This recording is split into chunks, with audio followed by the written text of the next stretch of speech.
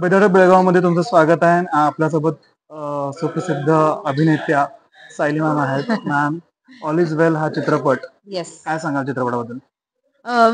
All is वेल ही माझ्या मते एक भावना आहे, एक इमोशन आहे.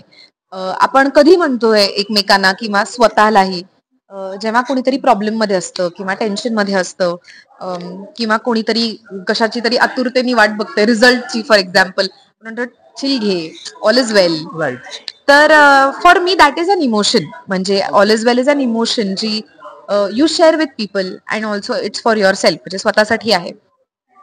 तर सिनेमात सुद्धा पात्र जी आहेत वेगवेगळी ते इतकं काय काय त्यांच्या बाबतीत घडत असतं आणि त्या इतक्या गोष्टींमधून जात असतात की त्यांना पण एकमेकांना हे सांगावं लागत असतं की अरे all is well, all is well, सगळं होणार आहे, ठीक होणार आहे, ठीक होणार आहे, असं म्हणता म्हणता ते पुढच्या प्रॉब्लेम मध्ये स्वतःला बघतात. तर फिल्म लाईट आहे. गेल्या काही काळात OTT वर जो कॉन्टेंट आपण बघतोय तो बऱ्यापैकी हेवी आहे इन एव्हरी वे. छानच आहे, मला खूप आवडतो.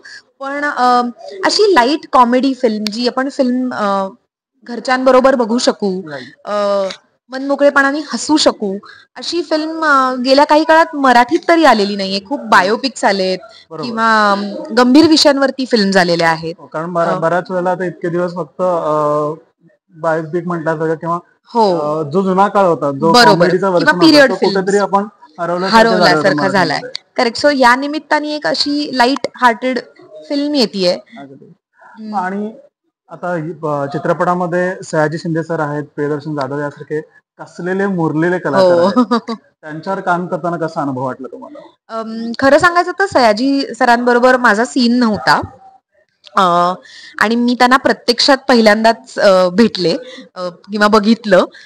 तर त्या दिवशी जरी माझा सीन नसेल त्यांच्याबरोबर तरी मी सेटवरती होते. म्हणजे त्यांचं झाल्यावरती माझा काहीतरी सीन होता. तर मी फक्त ऑब्झर्व करत होते की ते काय करतायत, कसे आहेत. कारण आपण त्यांना बऱ्याच वेळेला अँटेगॉनिस्ट किंवा विलनच्या भूमिकेत बघतो, त्यामुळे त्यांच्याबद्दल खूप जणांना आय थिंक भीती वाटते, जी मलाही वाटत होती. पण ते ऍक्च्युली खूप इझी आणि चिल आहेत. म्हणजे आता पण कॉमेडी चित्रपटात ऍक्ट्रेस म्हणून काय चॅलेंजेस वाटले तुम्हाला? म्हणजे कारण विशेषतः मराठी चित्रपटात असं झालेलं आहे की पुरुष प्रधानामध्ये जास्त कॉमेडी होते, पण ऍज ऍक्ट्रेस म्हणून तुमचे काय चॅलेंजेस होते? एकतर फिमेल कॉन्स्टेबल असणं हे पण एक चॅलेंजिंग होतं. कारण आपण ही भूमिका इतर ऍक्टर्सना करताना पाहिली असेल किंवा मी पाहिली आहे. म्हणजे पण आणि बरेच वेळा आपण पोलीस म्हटलं की पुरुषांनाच इमॅजिन करतो. फिमेल कॉन्स्टेबल खूप कमी वेळेला बघतो किंवा त्या अशा बॅकग्राऊंड मध्ये असतात. तर मला चॅलेंजेस पेक्षा मला वाटतं की तुम्ही म्हणलात तसं की दर्शन बरोबर मी आधी काम केलंय. त्याचा पण जॉनर ज्या सिरियल मध्ये आम्ही काम करायचो तो पण कॉमेडी होता. तर मला माहितीये की तो कुठल्या पद्धतीने काम करतो आणि तो किती म्हणजे इम्प्रॉम्प्टू गोष्टी करू शकतो. तो केवढा त्या बाबतीत भारी आहे मला माहितीये. आणि त्याच्या जोडीला रोहित आणि अभिनय पण होते. सो ते खूप धमाल करत होते. तर आपल्याला ती धमाल रिटेन करायची. हे बरेच वेळा काय होतं की ऍक्टर खूप हे असतो ना, ग्रीडी असतो की मला काहीतरी करायचंय, मला काहीतरी करायचंय असं. पण बरेच वेळेला नाही, आपण ऍक्च्युली ऍक्टर म्हणून आपले को ऍक्टर्स काय करतायत त्यात आपल्याला ऍड करता आलं आणि कधी ऍड करायचं हे कळलं पाहिजे. तर तो प्रयत्न होता आणि आय थिंक ते पण चॅलेंजिंग आहे की कधी करायचंय, केवढं करायचंय, हे स्पेशली कॉमेडीच्या बाबतीत मला खूप महत्वाचं वाटतं.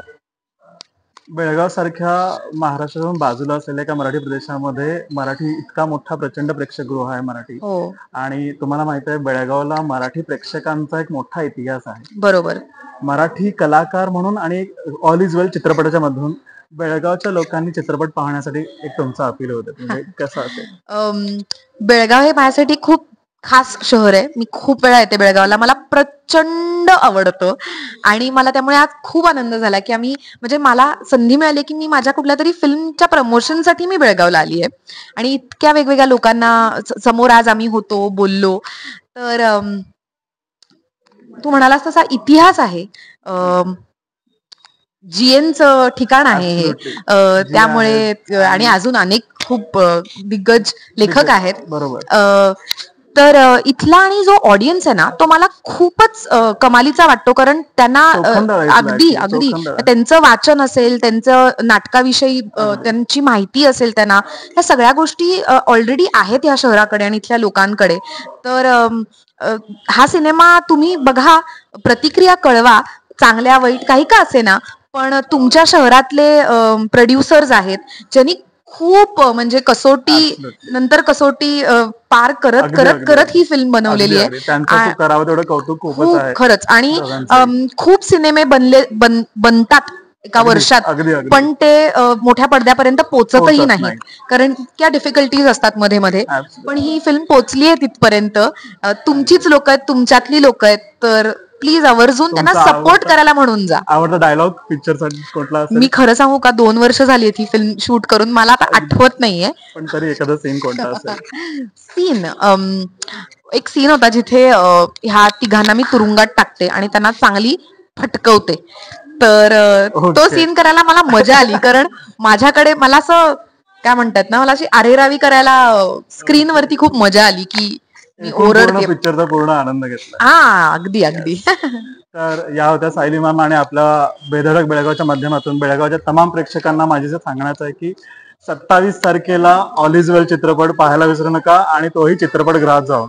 Yes, all is well. All is well.